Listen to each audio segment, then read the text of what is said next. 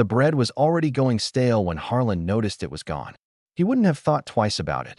Bread went missing all the time in small ways. Mice, birds, careless hands. But this wasn't that. This was deliberate. Half a loaf, taken clean, and a trail of crumbs leading away from his kitchen like someone had written a confession in flour and panic. Harlan stood still for a long moment, staring at the crumbs scattered across the wooden floor, then at the open back door swaying slightly in the morning wind. The farm had been quiet for years. Quiet in the way a place becomes when no one laughs in it anymore. Nothing ever happened here. Nothing ever changed. Until now. He followed the trail without rushing. Years of working the land had taught him that rushing only made you miss things. The crumbs led through the yard, past the broken fence he hadn't bothered fixing, and into the barn where shadows clung to the corners like they belonged there. The smell hit him first: dust, hay, and something else. Something sharper. Fear had a scent. He knew that from long ago. He stepped inside slowly, boots heavy against the wooden floor, eyes adjusting to the dim light filtering through the cracks in the walls. That's when he saw her. She was crouched behind the hay bales, small and still, like she had tried to make herself disappear and failed. Green skin, bare feet, knees pulled tight to her chest. The stolen bread clutched against her ribs like it was the only solid thing left in the world. She couldn't have been older than 7 or 8. Too thin, too quiet, too aware. When she looked up at him, her eyes didn't belong to a child. They were older, measured, careful. The kind of eyes that counted exits before they counted people. Harlan waited for her to run. She didn't. That was the part that unsettled him most. Any other child, human or orc, would have bolted the second they were discovered. But she stayed exactly where she was, fingers tightening around the bread, shoulders tense but unmoving. Not frozen, not paralyzed, choosing not to run, like she already knew it wouldn't matter. "You're on my land," Harlan said finally, his voice rough from disuse. He hadn't spoken to anyone in days. Maybe longer. The girl blinked once, slow and deliberate. "You're the one who farms alone," she said. Not a question. A statement. Harlan frowned slightly. "I am." She nodded, as if confirming something she already believed. "I've seen you," she said. "You don't talk to people. You don't go into town unless you have to. You throw away bread when it gets too hard." Harlan's grip tightened at his side. "You've been watching my place?" She hesitated, then gave a small nod. No apology, just truth. "I take what you don't need." There was no defiance in her voice. No shame either. Just survival. Harlan looked at the bread in her hands. Looked at her bare feet, cracked and dirty from walking ground that wasn't kind to anyone without shoes. Looked at how thin her arms were, how sharp her bones pressed against her skin like they were trying to escape. He'd seen hunger before. Real hunger. The kind that didn't ask. The kind that just took. "You could have knocked," he said. She shook her head immediately. "No." The answer came too fast. Too certain. "Why not?" Her eyes flicked toward the open barn door, then back to him. Calculating. Measuring. "Because sometimes when you knock," she said quietly, "the wrong people answer." That landed heavier than it should have. Silence stretched between them. The barn creaked softly around them, wind slipping through the cracks like it was listening. Harlan exhaled slowly, running a hand through his hair as he looked away for a moment. He hadn't planned for this. He didn't plan for anything anymore. Life had been simpler that way. Work, eat, sleep, repeat. No surprises. No decisions that mattered. But here she was. A small, starving orc girl who didn't run. He stepped closer. Not fast. Not threatening. Just enough to close the distance between them. She tensed, her body coiling slightly, ready for something.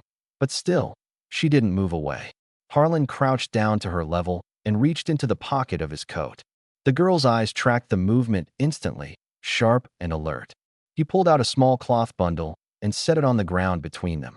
When he unfolded it, there was more bread inside. Softer. Fresh. The girl stared at it. Then at him. "Take it," he said. She didn't move right away. Suspicion flickered across her face, quick and practiced. Then hunger won. It always did. She reached out slowly, like the bread might disappear if she moved too fast, and took it in both hands. "You're not going to chase me?" she asked. Harlan shook his head. "No." "You're not going to tell anyone?" "No." She studied him for a long moment, searching for something. Maybe a lie, maybe a trap. Then she gave a small, almost invisible nod. They'll come now, she said quietly. Harlan frowned. Who will? The girl stood, clutching the bread to her chest again. This time, she did move, stepping back toward the barn door into the light. My clan, she said. And then she ran. Harlan stayed there, kneeling in the dust, watching the place where she'd been like something had shifted in the ground beneath him. The barn felt different now. The silence wasn't empty anymore. It was waiting. He didn't understand what she meant. Not yet. But the next morning, someone would knock. And it wouldn't be a child. Harlan didn't follow her. He stayed in the barn long after the sound of her footsteps had disappeared into the trees, long after the last crumb had settled into the dust. The place felt different now, like something invisible had been disturbed. He reached down and picked up a piece of the stale bread she had dropped, turning it over in his rough fingers. Hard as stone. Not worth stealing unless you had nothing else. Not worth anything unless it was the only thing. He let it fall. By the time he walked back to the house, the morning had fully arrived.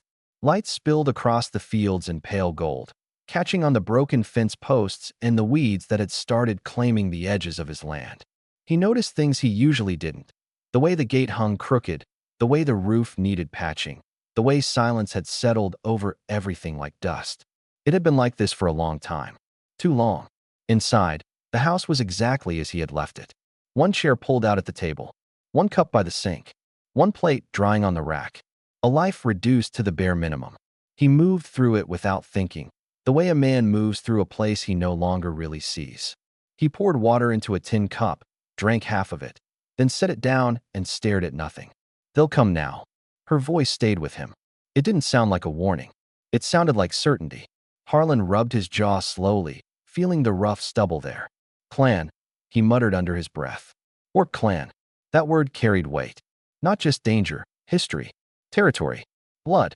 Orcs didn't send children out alone unless something had gone very wrong or very deliberate. He pushed the thought away. Didn't matter. Not his problem. That's what he told himself as he stepped outside and went back to work. The fence still needed fixing. It had needed fixing for weeks, maybe months. He picked up his hammer, set a new post, drove the nails in with steady, practiced strikes. The rhythm was familiar. Safe. Each swing of the hammer pushed the thoughts further away. That's how it worked. Work filled the gaps where thinking used to be. But today it didn't hold. Every time he lifted the hammer, he saw her hands instead. Small, shaking slightly, holding that bread like it was something sacred. Every time he paused, he heard her voice. Because sometimes when you knock, the wrong people answer. Harlan stopped mid-swing. The hammer hung in the air for a second before he lowered it slowly. He exhaled through his nose and looked out toward the tree line at the edge of his land. It was quiet. Too quiet. You've had strangers before, he said to himself. Travelers. Drifters. People passing through. None of them stayed. None of them mattered. This shouldn't matter either. But it did. He drove the last nail harder than he needed to, the sound echoing across the field. The fence stood straighter now, but it didn't feel like an accomplishment. Just another task finished in a life full of them. By midday, the sun was high and unforgiving.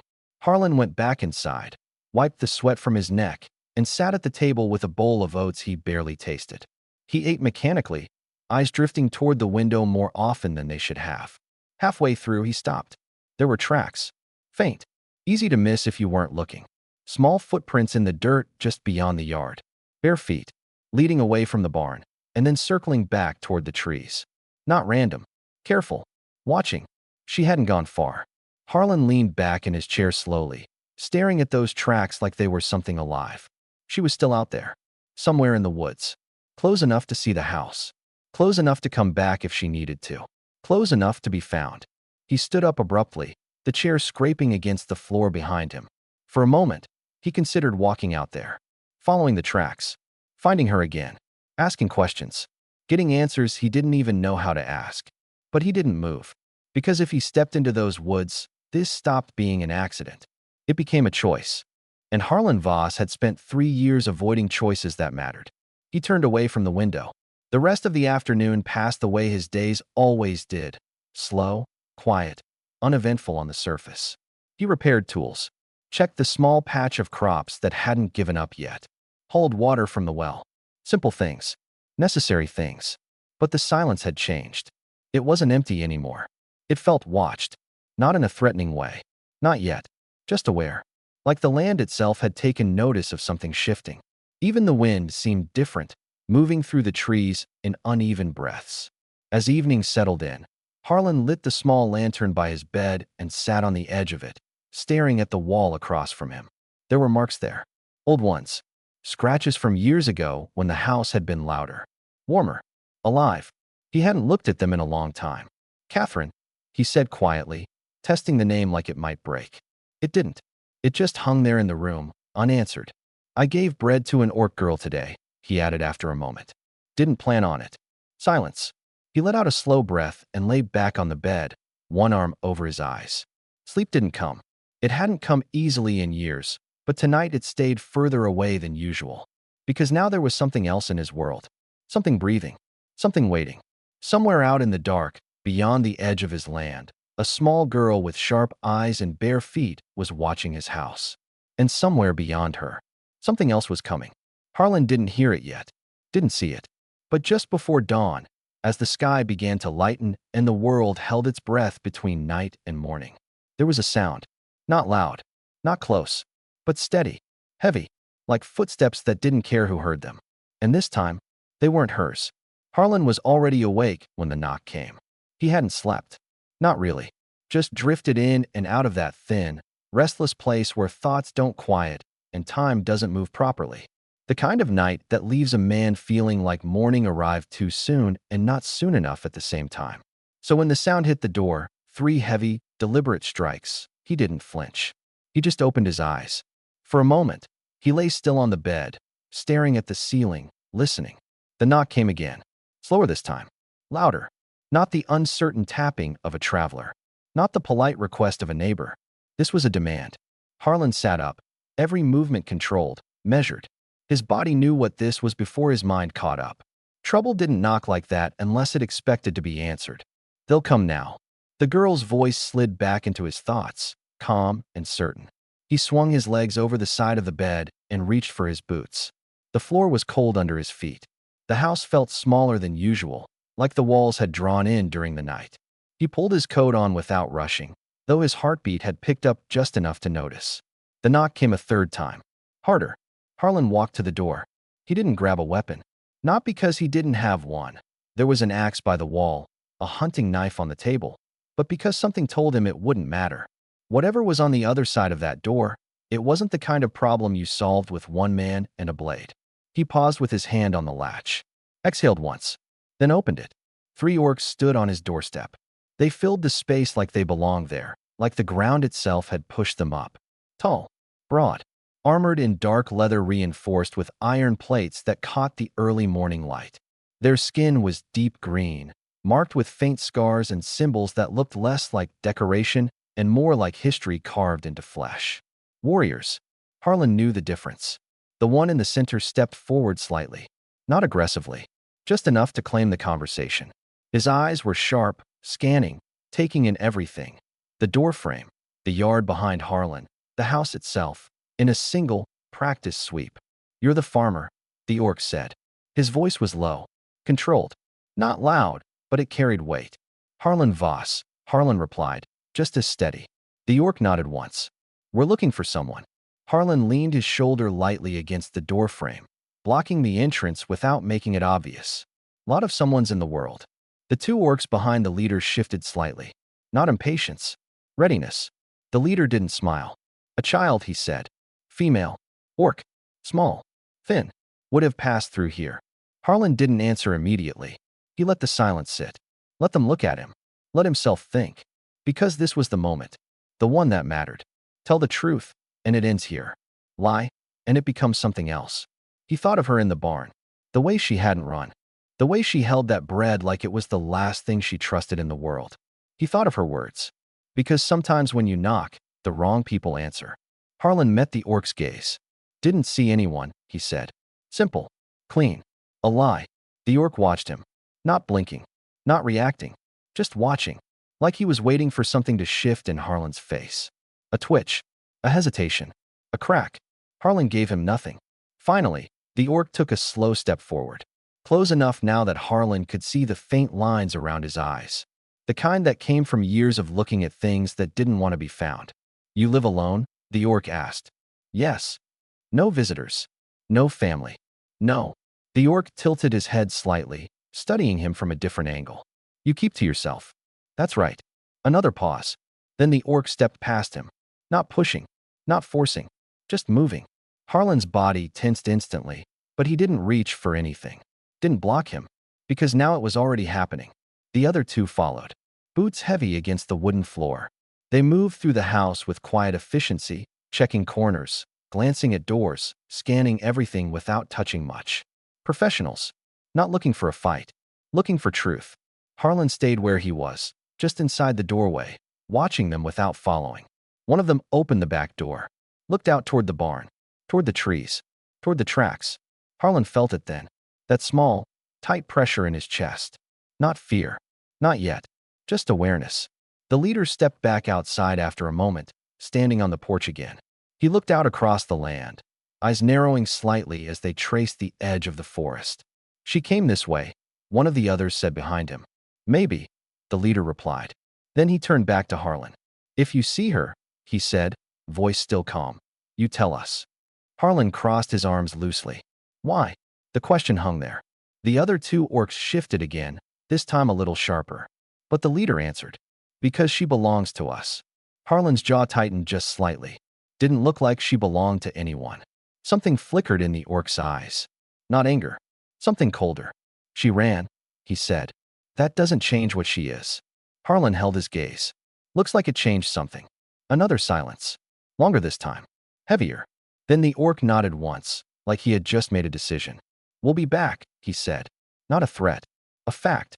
They turned and walked away from the house, boots crunching against the dirt as they moved toward the edge of the property. They didn't hurry. Didn't look back. They didn't need to.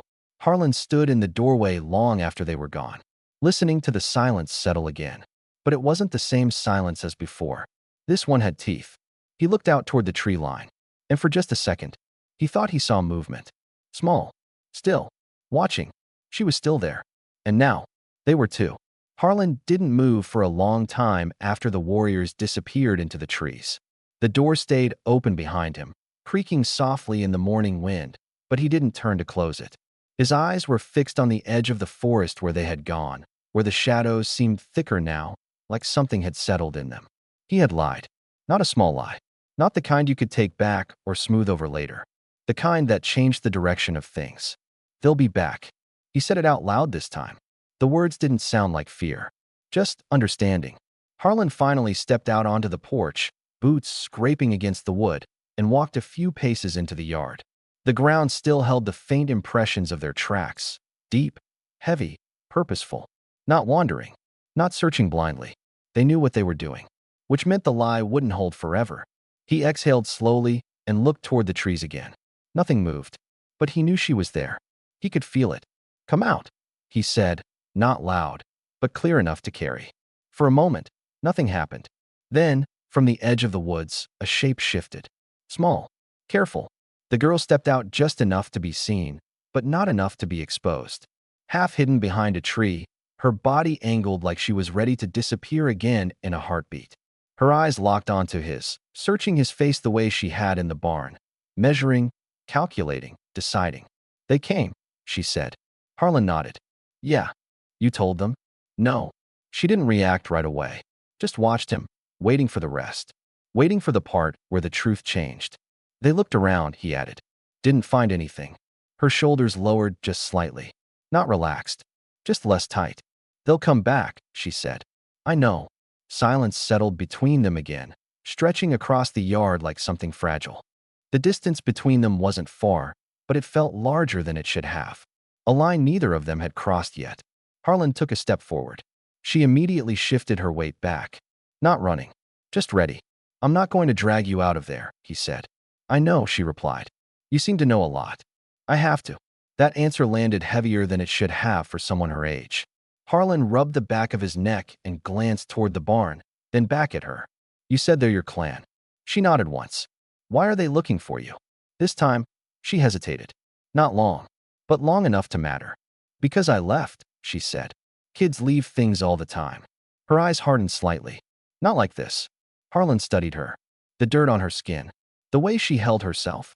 Not like a child, but like someone who had already learned what happened when you made the wrong move. You stole food, he said. You could have kept running. Why come back? She didn't answer immediately. Her gaze flicked toward the house, then to the barn, then back to him. Counting. Always counting. Because you didn't chase me, she said finally. Harlan frowned slightly. That's your reason? That's enough. There it was again. That strange, simple logic that only came from someone who didn't have the luxury of overthinking. Harlan looked down at the ground for a moment, then back at her. You got a name? Another pause. Shorter this time. Rook, she said. That your real name? It's the one I use. He nodded slowly. Didn't push it. All right, Rook, he said. You planning on hiding in my woods all day? Yes. At least you're honest. She didn't smile. Didn't even look like she knew how. Harlan sighed and turned slightly, gesturing back toward the barn. You can stay in there if you want. Better cover. Less open than the trees. Rook didn't move. Her eyes narrowed just a fraction. Why? Because if they come back, and they will, you're easier to hide there than out in the open. That's not why. Harlan glanced back at her. You always question everything? Yes. Good habit, he muttered. Then he met her gaze again. Because you're a kid, he said. And you're hungry. That's reason enough. Rook stared at him. Longer this time. Something in her expression shifted. Not trust. Not yet. But something close to consideration. You lied for me, she said. I did. People don't do that. Some do. Not for me. Harlan didn't have an answer for that. Didn't try to find one. Barn's open, he said instead. You come in or you don't. Your choice. He turned and walked back toward the house, leaving the decision behind him. That was the only way this worked. He wasn't going to drag her into safety. If she stepped into it, it had to be because she chose to. By the time he reached the porch, he heard it. Soft. Barely there. Footsteps. He didn't turn. Didn't watch. Just opened the door and stepped inside like nothing had changed. But something had. Because a moment later, the barn door creaked. And for the first time in 3 years, Harlan Voss wasn't alone on his land. Not anymore. And somewhere deeper in the woods, the warriors were still searching. And this time, they were closer. Harlan gave her space. That was the first rule he set for himself without saying it out loud. He didn't go to the barn that afternoon. Didn't check on her. Didn't bring more food right away. Not because he didn't want to, but because he understood something about the way she moved, the way she watched. Push too hard, and she'd disappear. Not just from the barn, from the land, from reach. And if she ran again, the warriors would find her. So he worked. Or at least, he pretended to. The fence line still needed mending, and his hands moved through the motions. Hammer, nail, wood, but his attention kept drifting. Every small sound carried farther now. Every shift of wind through the trees felt like it meant something. The world had gone from quiet to waiting. By late afternoon, he couldn't ignore it anymore. He set the hammer down, wiped his hands on his trousers, and walked toward the barn. Slow, unhurried, like it didn't matter. The door was half open. That was the first sign. The second was the silence.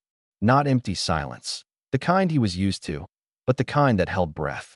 The kind that listened back. Harlan stopped just outside the doorway. Rook, he called. No answer. He stepped inside. The hay was disturbed. Not much. Just enough to show where she'd been sitting earlier. The cloth he had left with the fresh bread was empty now, folded neatly and set on top of a crate. That caught his attention. Not tossed aside. Not forgotten. Placed. Careful. He moved a little deeper into the barn, eyes adjusting to the dim light. Rook, he tried again, quieter this time. Still nothing. But then, a sound. Behind him. Fast. He turned instinctively, but she was already there. Off to the side, near the wall, half hidden in shadow. He hadn't heard her move. Hadn't seen her circle back in. Her hand held a small, jagged piece of wood. Not quite a weapon, but close enough. You shouldn't stand with your back to open space, she said. Harlan blinked once, then let out a slow breath. Noted. She didn't lower the wood right away. He didn't reach for anything. They stood like that for a second, two people measuring each other in a space that suddenly felt too small. Then, slowly, she lowered her hand. You move quiet, he said. I have to. There it was again. That answer. Simple. Final. Harlan nodded toward the hay bales. You been in here the whole time? No. Where'd you go? She hesitated, then tilted her head slightly toward the back of the barn. There's a gap in the wall. Leads out into the trees. You didn't fix it. Harlan let out a short breath that might have been a laugh if he remembered how those worked. Yeah, I noticed. You should fix it. Probably. Silence settled again, but this time it wasn't as sharp. Rook stepped a little further into the light. He could see more of her now, the thin lines of her arms, the faint dirt smudges on her face, the way her eyes never stopped moving. Always checking, always aware. You didn't tell them, she said again. No. Why? Harlan leaned against one of the support beams, arms loose at his sides. You already asked me that, and you didn't answer. He shrugged slightly. Didn't feel like it. That's not a reason. It's enough for me. She frowned at that, like she was trying to solve something that didn't quite make sense. They'll hurt you, she said. Maybe. Not maybe. They will. Harlan studied her for a moment. You speaking from experience? Her expression changed. Just a little. But enough. The sharpness in her eyes didn't fade. It hardened. Yes, she said. That single word carried more weight than anything else she'd said so far. Harlan pushed himself off the beam and took a step closer. Not too close. Just enough to show he wasn't backing away. What did you do? He asked. Her grip tightened slightly on the piece of wood again. I didn't do anything, she said. That's usually when people get hurt the worst. She didn't argue with that. For a long moment, neither of them spoke. The barn creaked softly around them, the wind slipping through the cracks in uneven breaths. Then Rook looked up at him, really looked this time. I was supposed to stay, she said. Harlan didn't interrupt. I was supposed to listen. Do what they said. Be quiet. Her voice stayed steady, but there was something underneath it now. Something tighter. But I didn't. What happened? Another pause. Longer. Harder. They said I belong to the clan, she said. That everything I am is theirs. Harlan felt something shift in his chest. And I said no. The word hung in the air between them. Simple. Small. Dangerous. Harlan let out a slow breath. Yeah, he said quietly. That'll do it. Rook's eyes flicked toward the barn door, then back to him. They don't let people say no. I figured. They don't stop either. Harlan nodded once. Yeah, I figured that too. Silence again. But this time, it was different. Not empty. Not waiting. Something else. Something building. Rook looked down at the piece of wood in her hand, then tossed it aside like she'd decided she didn't need it anymore. They'll come back tonight, she said. Harlan raised an eyebrow slightly. Tonight. She nodded. They always check twice. First time is to see who lies. Second time is to see who breaks. Harlan glanced toward the door, then back at her. And which one do you think I am? Rook held his gaze. For a long moment. Then she said quietly, I don't know yet. Harlan nodded slowly. Fair enough. Outside, the wind shifted. And somewhere deep in the trees, a branch snapped. Not loud, but close. Both of them heard it. Both of them went still. And in that moment, Harlan realized something he hadn't admitted to himself yet. This wasn't about giving bread to a starving girl anymore. This was about choosing a side. And the night hadn't even started yet. The branch didn't snap again. But neither of them moved. Harlan stood near the center of the barn, every sense stretched thin, listening to the silence like it might break a second time. Rook had gone still beside the wall, her posture low and ready, eyes locked on the narrow gap in the wood where the trees pressed close. The air inside the barn felt tighter now, like the space had shrunk around them. They're not here yet, she whispered. Sounds like they're close, Harlan replied. They want it to sound like that. He glanced at her. You're sure? She nodded once. They make noise on purpose. Not enough to be seen. Just enough to be felt. Harlan let out a slow breath through his nose. That's defective. Rook didn't respond. Her eyes never left the gap. A long moment passed. Then another. And slowly, the tension eased, just a fraction. The forest outside settled back into its usual rhythm. Wind. Leaves. Nothing more. Rook straightened slightly. Not yet, she said again, more to herself this time. Harlan nodded, though his body didn't relax. Not fully. Then we've got time. For what? He looked at her. For you to tell me what I'm dealing with. She hesitated. Not like before. This time it wasn't about whether to answer. It was about how much. They won't stop, she said. Not until they take me back. Why you? I told you. I left. People leave things all the time, Harlan said again, quieter now. Not from them. There it was. That edge in her voice. Harlan leaned back against the wooden beam again, slower this time, eyes still scanning the open spaces around them. Then explain it to me, he said. Because I lied to 3 armed warriors this morning, and I'd like to know exactly how bad that decision was. Rook looked down at her hands. For the first time since he'd met her, she didn't seem ready. Just tired. They don't just want me back, she said. Harlan waited. They need me. That caught his attention. For what? Her jaw tightened. For what I am. Harlan frowned slightly. You're a kid. I'm not just a kid. The way she said it, flat, certain, made him go still. What does that mean? Rook lifted her hand slowly. Look, she said. Harlan stepped closer. Not too close, just enough to see. At first, it didn't register. Just small hands. Thin. Dirty. Then he noticed the marks. Faint lines across her fingers. Thin, pale scars that wrapped around the joints like rings that had been carved instead of worn. Some straight. Some uneven. Old. Too many. His expression shifted. Those aren't from the woods, he said quietly. No. Traps. She shook her head. They did it, she said. Harlan felt something tighten in his chest. Who? My clan. The words landed heavier than anything else she'd said so far. He looked at her hands again. Really looked this time. They broke your fingers, he said. Rook didn't nod. Didn't need to. They said it would teach me, she added. Teach you what? To listen. Harlan exhaled slowly, looking away for a second before forcing his gaze back to her. You were what, 6? 5 the first time. The barn felt colder. Harlan's hands curled slightly at his sides. Not into fists. Not yet. Just enough to feel it. They didn't do it all at once, Rook said. Her voice stayed steady. Too steady. They spaced it out. Said if I stopped talking back, they'd stop. Harlan's jaw tightened. And you didn't. No. There was no pride in it. No defiance. Just truth. What were you saying? He asked. Rook shrugged slightly. No. Mostly. Harlan let out a breath that almost turned into something sharper, but he held it back. That'll do it, he muttered again. Rook lowered her hands slowly. They fix what they break, she said. But not right. I can see that. They don't want you useless, she added. Just obedient. Harlan looked at her for a long moment. At the way she stood. At the way she held herself. At the fact that she was still standing at all.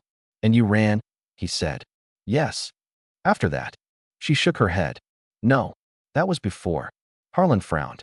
Before. Rook's eyes shifted toward the barn door, then back to him. This was training, she said. The word sat wrong. Heavy. What were they training you for? Harlan asked. She didn't answer immediately. And this time he saw it. Not fear. Not exactly. Something deeper.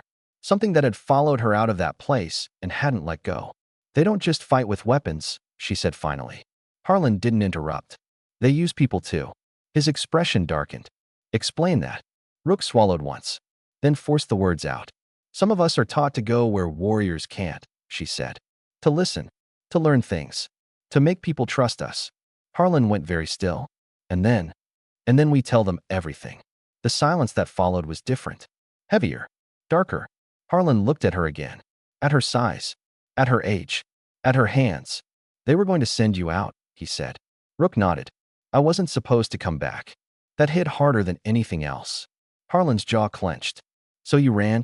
He said. Yes. And now they want you back. Yes. Why? He asked, though he already knew the answer. Rook met his gaze. Because I know things. Of course she did. Harlan ran a hand over his face, exhaling slowly as he turned away for a second, pacing a step before stopping again. This just keeps getting better, he muttered. Rook didn't react to that. She just stood there, waiting, watching, like she always did. Harlan turned back to her. They're not just going to knock next time, he said. No, they're going to push. Yes. And if they find you, they'll take me. Simple. Final. Harlan looked at her hands again. At the scars. At what had been done to them. Then he looked at her eyes. Still sharp. Still unbroken. You said they checked twice, he said. Rook nodded. First time to see who lies, she repeated. And the second? Her voice didn't change. To see who breaks. Harlan held her gaze. For a long moment. Then he said quietly, they're going to be disappointed. Outside, the wind shifted again. And this time, it didn't sound like just the wind. The wind didn't settle this time.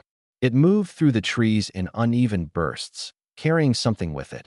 Not just sound, but weight.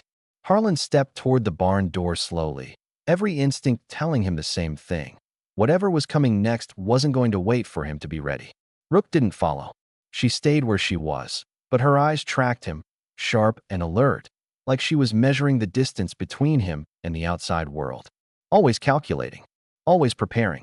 "Don't go out there," she said. Harlan stopped just short of the doorway. "I'm not going far." "That's not what I said." He glanced back at her. "You planning on stopping me?" "Yes."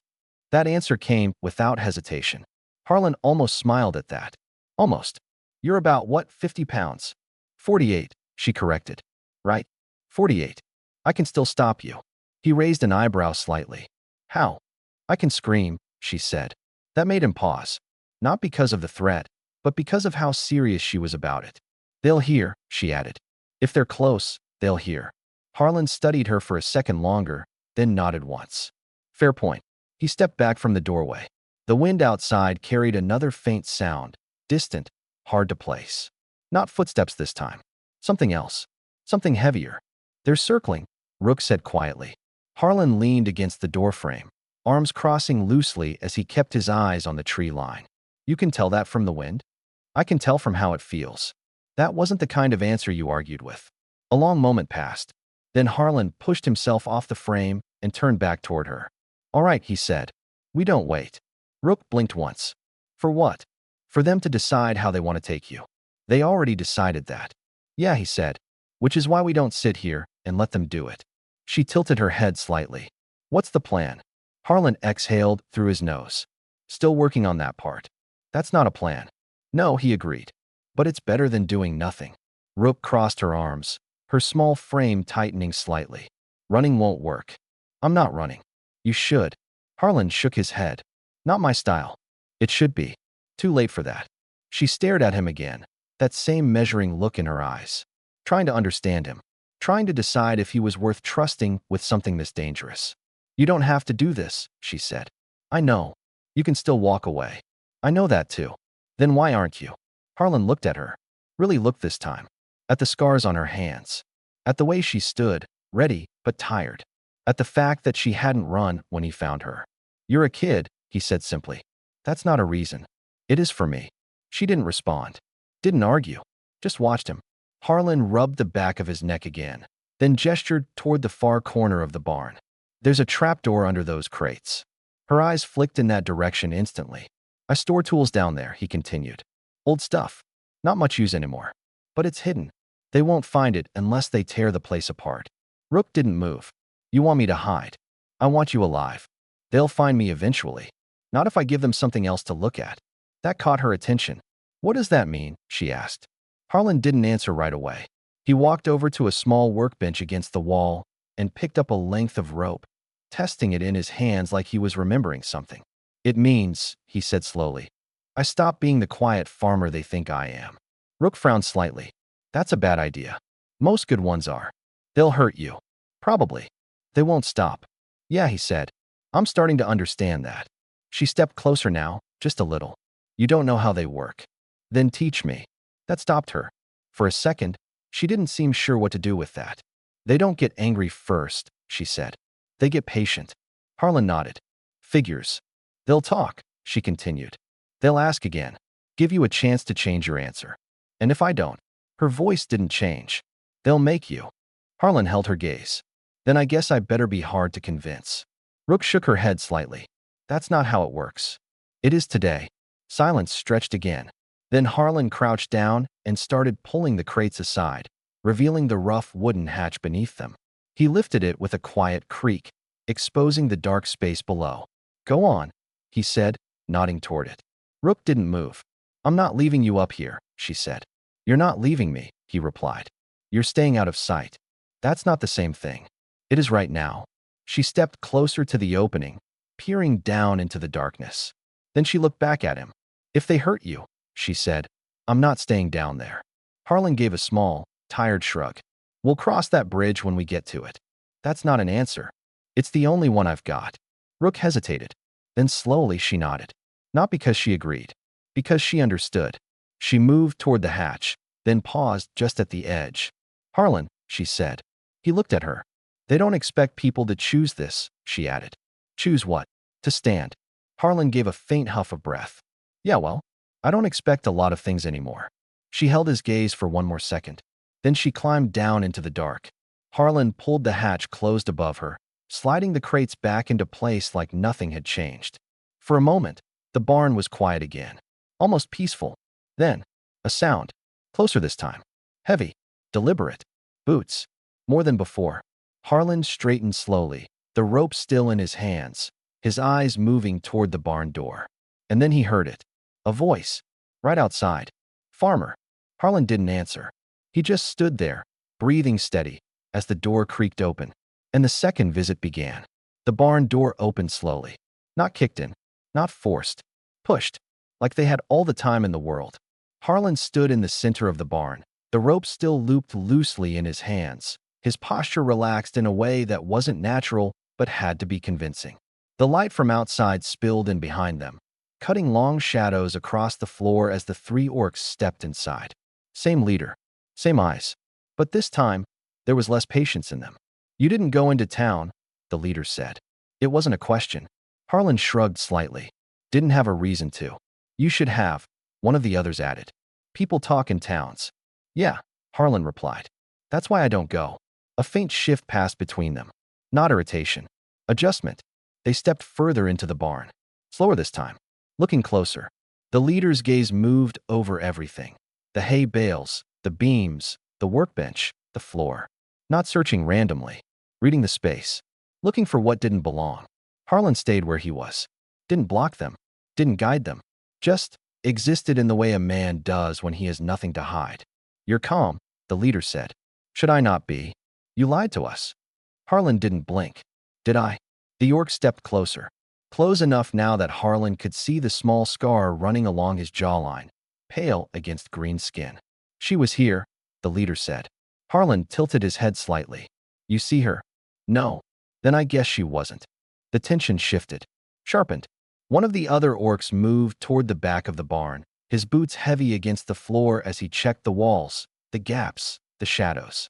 The second followed, moving in the opposite direction, circling wide. They weren't pretending anymore. Harlan's grip on the rope tightened just slightly. Not enough to notice. Just enough to feel it. You live alone, the leader said again. Yeah. No one to vouch for you. No one to bother me either. The orc's eyes narrowed. That's not the same thing. It is where I live. Another pause. Then the leader reached down and picked up the folded cloth Rook had left behind earlier. The one that had held the bread. He turned it over in his hand. Careful. Observing. Harlan felt it this time. That pressure in his chest again. Tighter now. She eats, the leader said quietly. Harlan didn't respond. The orc looked up at him. Not like a hunter, he added. Like someone who doesn't know when the next meal comes. Harlan met his gaze. A lot of things eat like that. Not on land this quiet. Silence stretched between them. The other two orcs had reached the far sides of the barn now, checking the walls more thoroughly. One of them stopped near the stacked crates, the ones covering the hatch. Harlan's eyes flicked in that direction for a fraction of a second. Too fast for most people to notice. Not for them.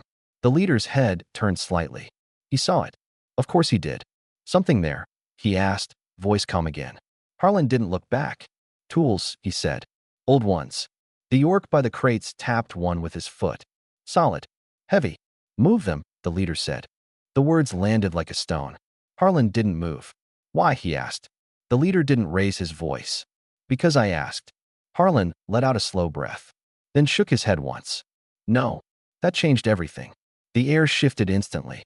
The other two orcs stopped what they were doing. Turned. Focused. The leader's expression didn't change, but something colder settled behind his eyes. You don't get to say no, he said. Harlan's jaw tightened slightly. Seems like I just did. A long pause. Heavy. Measured. Then the leader stepped closer again. Last chance, he said quietly. Move the crates. Harlan didn't move. Didn't speak. Didn't look away. For a second, nothing happened. Then, the orc by the crates stepped forward, reached down, and kicked one aside. The wood scraped loudly against the floor. Harlan moved. Not fast. Not aggressive. Just enough. He stepped between the orc and the crates. Blocking. The barn went very still. You don't want to do that, Harlan said. The orc looked down at him, then back at the leader. Waiting. The leader studied Harlan for a long moment. then nodded once. The orc grabbed Harlan by the front of his coat and shoved him back. Hard. Harlan hit the wooden beam behind him with a dull thud. The breath knocked out of him for half a second, but he stayed on his feet. Didn't fall. Didn't swing. Just stood there. "You're making this harder than it needs to be," the leader said. Harlan straightened slowly, rolling his shoulder once like it didn't matter. "Yeah," he said. "I get that a lot." The orc at the crates stepped forward again. And this time, he didn't hesitate. He kicked another crate aside. Then another. Wood scraping. Loud. Too loud. Harlan's heart thudded once. Hard. The hatch was almost exposed now. One more. The orc lifted his foot. And then, a sound. Outside. Sharp. Sudden. A shout. Not from the barn. From the fields. All three orcs froze, heads turning instantly toward the door. Another shout followed. Closer this time. Human. Harlan didn't move. Didn't react. But inside, something shifted. The leader's eyes flicked back to him. Then to the door. Then back to the crates. Calculating. Always calculating. Finally, he raised a hand. The orc at the crate stopped. Later, the leader said, not to Harlan, to his men. They stepped back. Slowly, without turning their backs. The leader took one last step toward Harlan. Close again. Too close. You're protecting something, he said quietly. Harlan met his gaze. Maybe I just don't like people touching my things. The orc's eyes held his for a long moment. Then he nodded once. We'll see how much you like it tomorrow. He turned, walked out. The others followed, boots heavy against the ground as they disappeared into the field toward the sound of the voice that had interrupted them. The barn fell silent again, but it wasn't the same silence. Not relief, not safety, just delay. Harlan stood there for a second longer. Then another, making sure, listening. Only when the sound of their footsteps was gone did he move. Fast this time. He crossed the barn in 3 strides and shoved the crates back into place, sealing the hatch again. Then he dropped to one knee and lifted it just enough to speak down into the dark. They're gone, he said quietly. A pause. Then Rook's voice came back, low and steady. They saw it. Harlan exhaled. Yeah, he said. Another pause. Then she asked, what was the shout? Harlan looked toward the open barn door, toward the fields, toward the voice that had saved them. I don't know, he said. And for the first time since this started, that worried him more than the warriors. Harlan didn't answer her right away. He lowered the hatch carefully, easing it back into place like noise alone could bring the warriors running again. The crate slid over it with a dull scrape, heavier now, not because of the wood, but because of what they were hiding. When he stood, the barn felt smaller than it had before. Not because of the space, because of the time. They'll come back, Rook said from below. Harlan rested his palm flat against the crate for a second, feeling the faint hollow beneath it. Yeah, he replied. This time they won't ask first. Silence answered him. Not disagreement. Just truth settling where it had to. Harlan stepped away from the hatch and moved toward the barn door, slower now, more deliberate. The field stretched out in front of him, quiet again, but not empty. Not anymore. Something had shifted. The land didn't feel like his in the way it used to.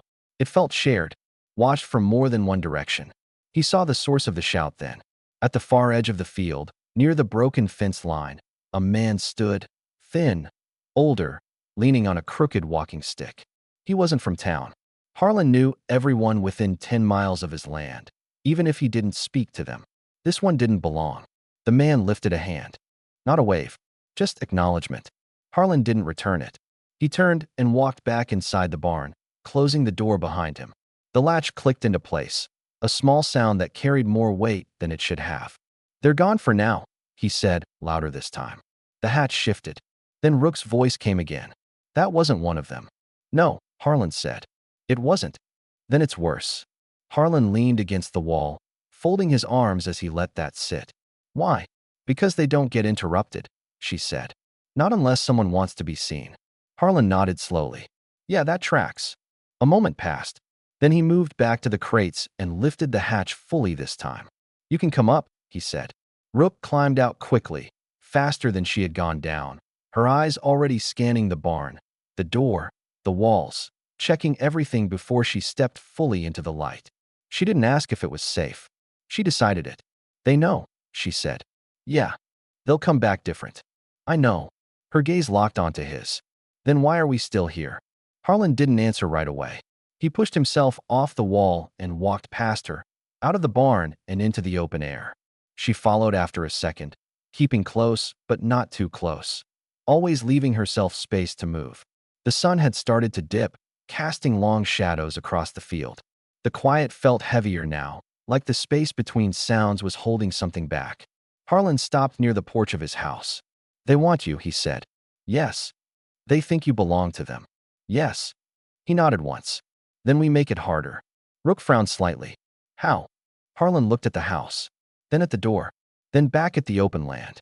"We stop hiding," he said. That made her go still. "That's a bad idea," she replied immediately. "Probably. They're stronger than you." "I'm not trying to be stronger. They have more people." "I'm not trying to have more people." "Then what are you trying to do?" Harlan turned to face her. "I'm trying to make this visible." She didn't understand that. He could see it in her face. "They don't care about quiet things," he continued. "They don't care about what happens in the woods, or in a barn, or out where nobody's looking." Her eyes narrowed slightly. "But they do care about witnesses," he added. That landed. Rook glanced back toward the road, then toward the field where the old man had stood. "That man." "Yeah," Harlan said. "Exactly. They won't like that." "No. They'll get angry." "Good." Rook shook her head. "You don't understand. Angry isn't the worst thing they get." Harlan's expression didn't change. "I know." She studied him for a long moment. "You're choosing this," she said. "Yes." "Why?" He looked at her again. At the scars. At the way she stood, ready even now. "Because you already chose it," he said. "When you said no." Silence stretched between them. Then, a sound. Closer than before. Boots. More than 3 this time. Rook's head snapped toward the trees instantly. "They're back." Harlan didn't move. Didn't reach for anything. Didn't run. He just walked to the front door of his house and stood in front of it, waiting. Rook stepped up beside him. "You should hide," she said quietly. "No. They'll see me." "I know. They'll take me." Harlan shook his head once. "Not if they have to go through me first." Her breath caught slightly at that. "That's not how this works," she said. "It is today." The trees at the edge of the field shifted. Then they emerged. 5 this time. Not 3. Armed. Faster. Less patient. The leader stepped forward again, his gaze locking onto Harlan first, then shifting to Rook. Everything changed in that moment. The calm was gone. The distance. The uncertainty. Gone. "There you are," the leader said. Rook didn't move. Didn't step back. Didn't lower her gaze. "My name is Rook," she said. The orc's expression didn't change. "That's not the name you were given. It's the one I chose." A flicker. Small. But real. "You come with us," he said. Rook shook her head. "No." The word landed like a stone. "Final." Harlan stepped forward slightly. Just enough. Blocking the space between them. "She stays," he said. The other orcs shifted instantly. Weapons adjusting. Weight moving. The air snapped tight. "You don't get a say in this," the leader replied. Harlan didn't move. "Looks like I just took one." Silence. Heavy. Then the leader took a step forward. "And what happens when I move you?" Harlan's voice stayed steady.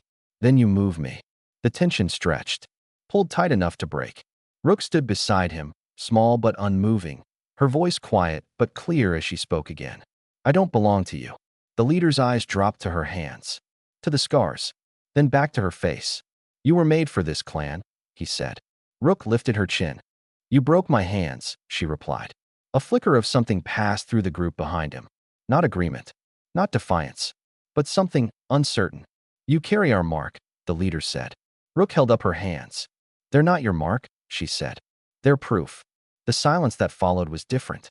Not just tension, something else. Something shifting. Harlan felt it. The moment where things could go one way. Or another. And for the first time, the warriors hesitated.